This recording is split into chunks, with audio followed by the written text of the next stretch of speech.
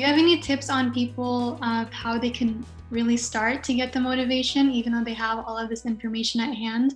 What are some quick steps they can take in the first couple? You know, it's a great question.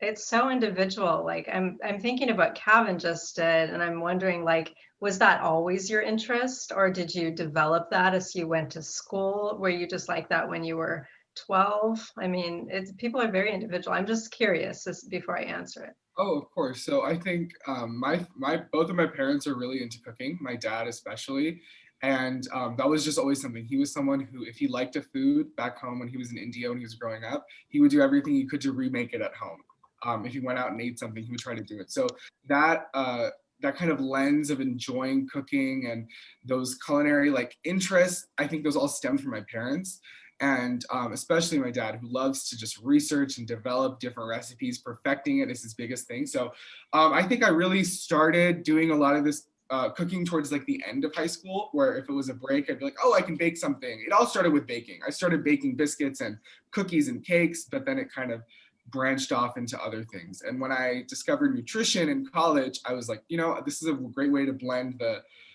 information that I'm learning in school and also all the interest that I had for cooking at home. Yeah. So, and you see, Kavin lights up and you can see the passion and it's incredible. And some people are like, gosh, that's neat, but I just don't feel that and I'm not motivated. And then you need friends like Kavin, or you start slowly and start where you are and you just recognize like, wow, I'm staying up, it's 2 a.m, I'm eating all these processed foods. And I think, you know, some of the tips is start reading the labels and start picking sort of the better choices of, you know, the ones that you understand the ingredients in. These are starts, right? Okay, and maybe you're just living on frozen foods right now or living on the dorm food, but you might just think, okay, if I just add in 1 or 2 more colors here, I reduce some of the other things, it's a start. I would start small and start with your passion and you know,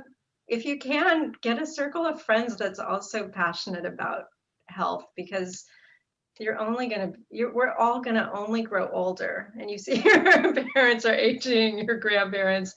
I mean, to be able to do that in a way where you're healthy, it's worth it. And so the earlier you can start, the better, but I wouldn't guilt yourself.